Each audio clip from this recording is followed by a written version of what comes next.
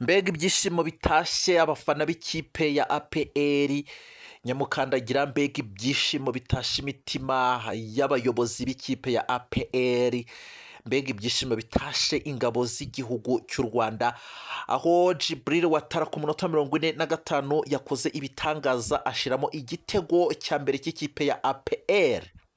Hanyuma rero ibi ngibi bikaba bitumye ikipe ya APR ibona amanota 3 nyuma y'ikindi gitego cya kabiri cyaje kuba kiboneka ku munota wa 93.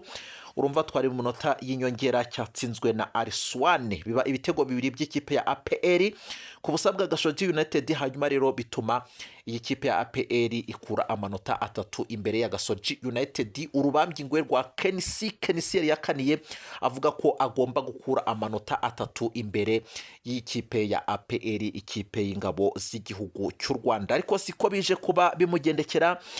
Hanyuma rero umukinyi wabaye uw'umukino uyu munsi ni Dore Ouattara, uri buze guhabwa ari amafaranga ibihumbi 100 abandi basanzwe bahabwa nyuma yo kwitwara neza agatsinda n'igitego cy'ikipe ya APR, igitego cya mbere.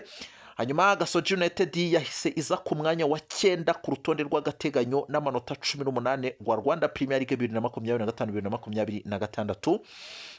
Ikipe ya APR FC yo yahise iza ku mwanya wa 2 n'amanota 23 ku rutonde rw'agateganyo. Hanyuma rero nk'ibi ngibi nk'uko bikomeza kugenda bigaruka mu nyamakuru byandika amakuru y'imikino, hari n'indi mikino yabanjirije uyu nguyu, aho ikipe ya Itsinzemo yari irimo yisobanura na Police FC. Ese umukino wagenze ute cyangwa se warangiye ute? Ibitego byabonetsemo nibihe?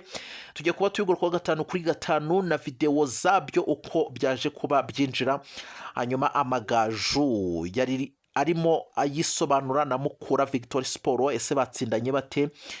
Hanyuma Musanze FC yari irimo yisobanura AS Muhanga, ese ho byaje kuba birangira gute cyangwa se ibitego byabonetse bitsinzwe na bande? Tujye kuba tubigarukaho 5-5. Hanyuma rero ku rutonde rw'agateganyo nk'uko bikomeza kugenda bigaruka mu nyamakuru bigiye bitandukanye, ikipe ya Police iri ku mwanya wa mbere n'amanota 29 kuko yamaze kubona amanota 3 yakuye imbere ya Itsinzemo. Hanyuma ikipe ya APR iri ku mwanya wa 2 n'amanota 23. Hanyuma n'urutonde rw'agateganyo rukaba rukomeza gutyo nk'uko bikomeza kugenda bigarukiraho. Marine iraza ku mwanya wa 3 n'amanota 21. Ikipe ya Rayon Sport iraza ku mwanya wa 4 n'amanota 20. Hanyuma rero kangushimira kandi nkubwire ngo wakoze cyane udahwema gukurikirana ibiganiro byacu uko bwije nuko bukeye, kandi nkubwire ngo warakoze cyane uko warakoze. Subscribe, share na comment kuri Butterfly Media TV kugeza amakuru y'imikino hano mu karere k'ibiyaga bigari. Turi kumwe 5-5 mu gikombe cya Afurika kigomba kubera i Morocco, kigomba gutangira ku munsi w'itariki ya 21 z'ukwezi kwa 12 umwaka wa 2025, kikaba kizasozwa ku itariki ya 18 z'ukwezi kwa mbere umwaka wa 2026. Turi kumwe 5-5. Icyo usabwa ni ugukomeza kubana natwe cyangwa se ukiyandikisha kugira ngo tujye dukomeza kubana umunsi ku munsi. Ntatinze rero reka nkubwire ngo 11 babanjemo ku ruhande rw'ikipe ya APR FC. Umutoza Abdurrahim Tarebu yabashije kuba yifashisha cyangwa se yahisemo kuba yifashisha bikanatuma abona amanota 3 akuye imbere ya Gasogi United. Ni Ishimwe Pierre wari mwizamu goalkeeper, Nigena Clement, Shimimana Yunusu, Byiringiro Jean Gilbert, niyo mugabo Claude, Ngabonziza Pacifique, Mehmed Rufudawo, Dawuda Yusufu na Dore Ouattara. Uyu nguyu waje kuba umukinyi w'umukino w'uyu munsi wa 12 wa Rwanda Premier League 2025-2026, akaba ari buze guhabwa amafaranga ibihumbi 100. Akaba no watsinze igitego cya mbere cy'ikipe ya APR ku munota wa 45. Hanyuma hakaza Mugisha Gilbert, hakaza na William Togibert, uyu mugabo w'Cote d'Ivoire. Uyu nguyu akaba yarakoze ibitangaza bikomeye cyane cyangwa se akaba yaranditse amateka mu ikipe ya APR. Uyu munsi sinzi impamvu atabonye igitego yadutengushye, ariko uko byagenda kose ubutaha azongera agire gucya nawe yikubite agashyi hanyuma abone igitego. Ubundi byari ibitego 3 byagombaga kuboneka, harimo n'iki ngiki cya William Togibert bikaba ibitego bitatu bya APR ku busa bwa Gasogi United. Ku munota rero wa 45 Djibril Ouattara yaje kuba afungura amazamu ku ruhande rw'ikipe ya APR FC, ni ku ishoti yateye ubwo yari ahanye ikosa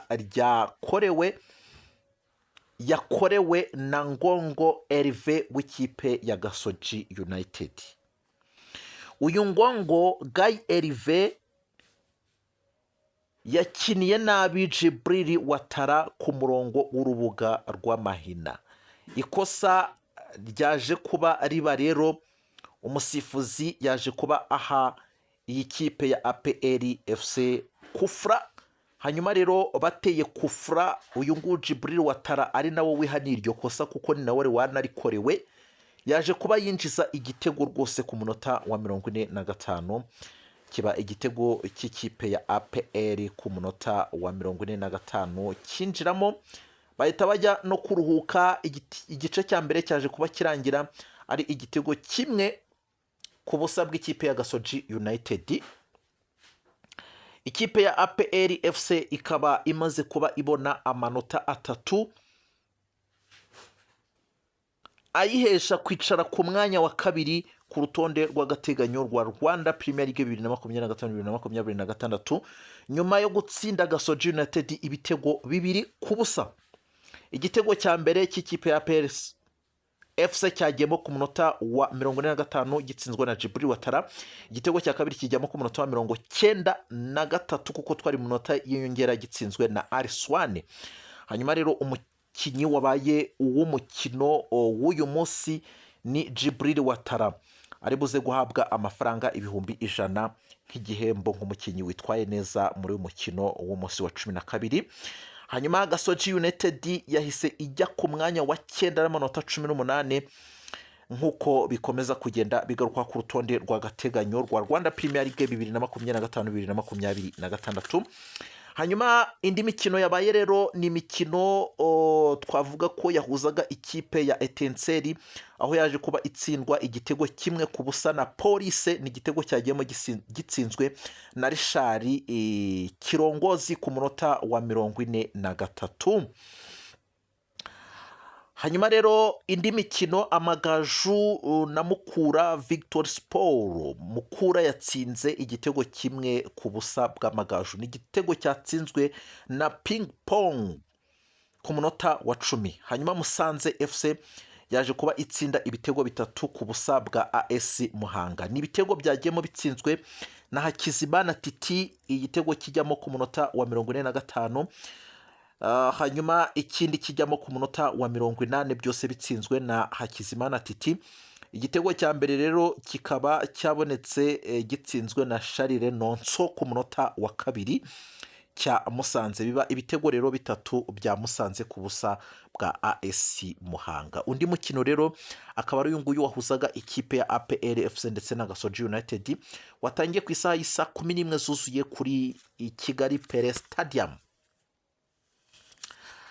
Hanyuma rero imikino nk'uko yagiye ikomeza kugenda igarukwaho ikipe ya APR FC mu mikino 5 iheruka gukina. Ku itariki ya 25 z'ukwa 11 umwaka wa 2025, APR FC yari irimo yisobanura na Marine. Ikipe ya APR FC yatsinze ibitego 2-1 cya Marine FC. Hanyuma ku itariki ya 28 ikipe ya APR FC yari yakiriwe na AS Kigali, banganyije igitego 1-1. Cyo cyari ku itariki ya 28 z'ukwa 11 uyu mwaka wa 2025. Hanyuma ku ikipe ya APR FC ku itariki 2 z'ukwa 12 uyu mwaka wa 2025, ikipe ya APR FC ubwo ni umukino wa gatatu yakiriye Itsinzemo. Icyo gihe APR FC yatsinze ibitego 2-1 cya Itsinzemo. Umukino wa kane rero ikipe ya APR FC yahuye na Police FC. Ni umukino waje kuba uvugisha benshi kubera ko yari derby y'umukino w'amakipe yose y'umutekano w'igihugu cy'u Rwanda. Hanyuma uyu mukino warangiye rero ari ubusa ku busa. yewe uranabyibuka ko Byiringiro Rage w'ikipe ya Police FC yaje kuba atsinda igitego cyari giturutse ku ikosa ryari rihanwe, ariko ngo yaje kuba akora icyo twita direct free kick. Hanyuma kandi yaragombaga gukora icyo twita indirect free kick, ni ukuvuga ngo yagombaga kubanza gupasa umupira hanyuma bakabona kuba batsinda igitego. Ibi ngibi rero byatumye umusifuzi Nshimiyimana Remy Victoire avuga ko nta gitego cyabaye, bitera impaka nyinshi cyane, byateye impaka nyinshi cyane, yewe binatuma abantu bongera kwibuka cyangwa se bamenya n'amategeko batari bazi muri football. Hanyuma rero uyu musifuzi nawe akaba akomeza kugenda azamuka neza nyuma y'uko akomeza kugenda asifura neza, cyangwa se n'aya mategeko agenda azana, cyangwa se utuntu tw'udukoryo agenda ashyiramo mu bijyanye n'amategeko y'imisifurire, aho yaje kuba yemerwa rwose ko ari umusifuzi ukomeye cyane, nyuma y'uko bari bavuze ko ikipe ya Police, urumva ingabo zari zahuye na Police kandi bose bashinzwe umutekano, ikiriho cyo kuba Police yaritsinze igitego ikagitsinda APR n'induru zaravuze, ariko yaje guca impaka aravuga ati ntabwo iki ngiki ari igitego, dore ikosa Byiringiro Rage yakoze ni ringiri, arabisobanura yewe bajya no mu mategeko, ibintu birumvikana. Hanyuma uyu mugabo aza gutsinda gutyo, uyu mugabo rero aza kuba ikimenya bose, hanyuma rero aza kugaragara nk'umusifuzi uri gukomeza kugenda yitwara neza kandi uri kuzamuka umunsi ku munsi. Icyo gihe rero ikipe ya APR yanganyije ubusa ku busa na Police FC, icyo gihe ari ku itariki 6 z'ukwezi kwa 12 umwaka wa 2025, ni umukino wa kane. Hanyuma umukino wa gatanu rero ikipe ya APR FC yakiriwe na Gorilla FC, nabwo ni umukino warangiye ikipe ya APR FC inganyije na Gorilla FC. Ibi ngibi rero byakomeje kugenda bibaza benshi, abantu bavuga bati ni igiki ikipe ya APR yabuze kugira ngo ibone amanota atatu, ni igiki gitumye ikipe ya APR itsindwa uyu mukino yari yakiriwemo na Gorilla FC. Abantu bari kuvuga ko nta kindi kiri kubitera ari umutoza Abdurahim Tarebu, ngo agomba kwirukanwa, agomba kugenda bagashaka undi mutoza ndetse bakazana n'abandi bakinyi bashyashya. Urabyibuka ko uyu Dore Rusanganwa, umuyobozi w'ikipe ya APR, yahawe izindi nshingano hanyuma aza gusezererwa, bamubwira ko rero atagomba gukomeza kugumana n'ikipe ya APR. Hanyuma rero abafana cyangwa se n'abandi bashigikirawe n'ikipe ya APR FC bakaba baravugaga bati nagende nawe najyane na Rusanganwa Deo. Hanyuma ariko siko byari bimeze, no kubera ko abantu bari kubabara bavuga bati ni igiki kiri gutuma ikipe ya APR FC itazamuka, yewe ngo inatsinde n'ibitego byinshi ibone n'amanota menshi, ahubwo igakomeza kugenda idindira. Nta handi biri guturuka ku gitsure gikeya gituruka mu buyobozi bw'ikipe ya APR FC, harimo n'uyu muyobozi cyangwa se uyu nguyu mutoza Abdurahim Tarebu, ariko kugeza amagingo aya ngaya aracyari kumwe n'ikipe ya APR FC. Hanyuma rero uyu mukino akaba ari umukino wa gatandatu wahuzaga ikipe ya Gasogi United ndetse n'ikipe ya APR FC, wabereye kuri Kigali Pele Stadium, watangiye ku isaha 2:00. Ikipe ya APR FC ikaba ibonye amanota atatu yakuye imbere ya Gasogi United. Reka ngushimire kandi nkubwire ngo wakoze cyane. Hanyuma rero mbere yuko nsoza, hano hari twavuga ko ari nk'itangazo, ni perezida wa CAF yitwa Dr Patrice Motsepe yatangaje ko nyuma y'irushanwa rizaba muri 2027